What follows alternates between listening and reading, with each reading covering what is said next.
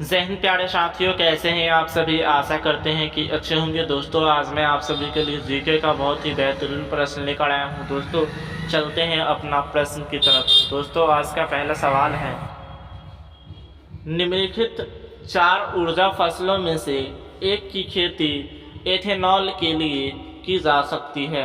आपका ऑप्शन है ए jatropha, B मक्का, सी पोगनामिया, D सूरजमुखी। दोस्तों आपका राइट ऑप्शन होगा ऑप्शन नंबर ए जट्रोफा। क्या होगा दोस्तों? Option number A jatropha. चलिए दोस्तों चलते हैं अगला सवाल की तरफ। अगला सवाल है, जीवन की मूलभूत इकाई क्या है। दोस्तों जीवन की जो मूलभूत इकाई है, यूनिट है, वो क्या है। आपका ऑप्शन है ए कोशिका, बी अंग, सी ऊतक, डी नाभिक। दोस्तों आप लोगों की पता होनी चाहिए कि जीवन की जो मूलभूत इकाई है वो कोशिका होता है, इसलिए इसका राइट ऑप्शन होगा ऑप्शन नंबर ए। क्या होगा दोस्तों? ऑप्शन नंबर ए कोशिका। चलिए नेक्स्ट सवाल की तरफ चलते हैं। अगला सवाल है हमारा, रेशा फसलें निम्नलिखित में से कौन सी हैं।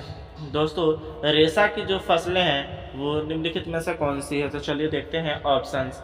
ऑप्शन नंबर ए है जूट, गन्ना, अलसी, बी कपास, मक्का, तंबाकू, सी कपास, सन, जूट, डी सन, कपास, मक्का।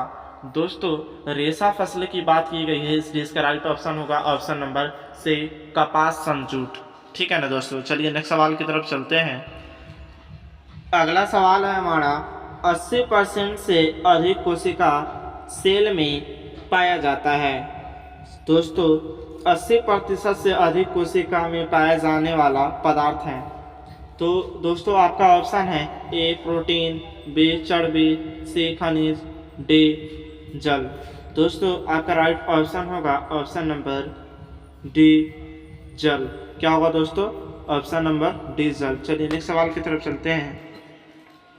दोस्तों आपका अगला सवाल है, निम्नलिखित में से किन कोशिकाओं में नाभिक नहीं होता है। दोस्तों आपका ऑप्शन है ए मूल रोम कोशिका, बी लाल रक्त कोशिका, सी प्लेटलेट, डी मोनोसाइट। दोस्तों आपका इस सवाल का राइट ऑप्शन होगा ऑप्शन नंबर बी लाल रक्त कोशिका। ठीक है ना दोस्तों। चलिए देखते हैं अगला प्रश्न। दोस्तों आपका अगला सवाल है, निम्नलिखित में से कोशिका का नियंत्रक केंद्र कौन है। आपका ऑप्शन है ए केंद्रक, बी प्लाज्मा, सी लाइसोसोम, डी क्रोमोसोम। दोस्तों इस सवाल का राइट ऑप्शन होगा ऑप्शन नंबर ए केंद्रक। कौन होगा दोस्तों?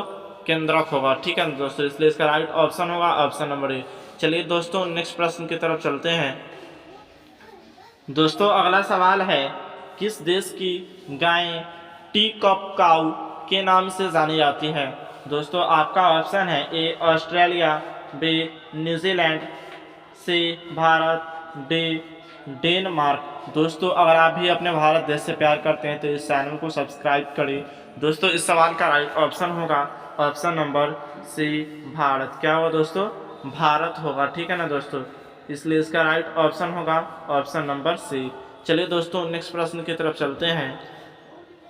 दोस्तों अगला सवाल है, थार पारकर किस पशु की नस्ल है। आपका ऑप्शन है ए गाय, बी भैंस, सी बकरी, डी भेड़। दोस्तों आप सभी को मालूम होना चाहिए कि थार पारकर गाय का नस्ल होता है। ठीक है ना दोस्तों, इसलिए इसका राइट ऑप्शन होगा ऑप्शन नंबर ए। चलिए दोस्तों नेक्स्ट सवाल की तरफ चलते हैं। आपका अगला सवाल है, गाय की सर्वाधिक दूध देने वाली नस्ल है। आपका ऑप्शन है ए हरियाणा, बी अमृत महल, सी साहिवाल, डी नागौर। दोस्तों इस सवाल का राइट ऑप्शन होगा ऑप्शन नंबर सी साहिवाल। ठीक है ना दोस्तों। चलिए दोस्तों नेक्स्ट प्रश्न की तरफ चलते हैं। आपका अगला सवाल है, सुजात किस पशु की प्रजाति है। दोस्तों आपका ऑप्शन है ए गाय, बी बकरी, सी भेड़, डी इनमें से कोई नहीं। दोस्तों आप सभी को पता होना चाहिए कि सुजाता गाय को बोला जाता है। किसको बोला जाता है? गाय को बोला जाता है। ठीक है ना दोस्तों, गाय पशु की प्रजाति है। ठीक है दोस्तों, चलिए दोस्तों नेक्स्ट प्रश्न की तरफ चलते हैं। दोस्तों आपका अगला सवाल है, राइबोसोम्स होते हैं, आपका ऑप्शन है ए डीएनए, बी आरएनए, सी प्रोटीन्स, डी इनमें से कोई नहीं। दोस्तों आपका सही जवाब होगा ऑप्शन नंबर बी आरएनए। ठीक है ना दोस्तों, चलिए दोस्तों नेक्स्ट प्रश्न की तरफ चलते हैं। दोस्तों आपका अगला सवाल है, आरएनए का प्राथमिक कार्य होता है, आपका ऑप्शन है ए प्रकाश संश्लेषण, बी प्रोटीन संश्लेषण, सी प्राकृतिक बनाना, डी अनुवाद करना। दोस्तों आपका राइट ऑप्शन होगा ऑप्शन नंबर बी प्रोटीन संश्लेषण। क्या होगा दोस्तों? प्रोटीन संश्लेषण, इसलिए इसका राइट ऑप्शन होगा ऑप्शन नंबर बी। दोस्तों फिर मिलते हैं नेक्स्ट वीडियो में, तब तक के लिए बाय, धन्यवाद।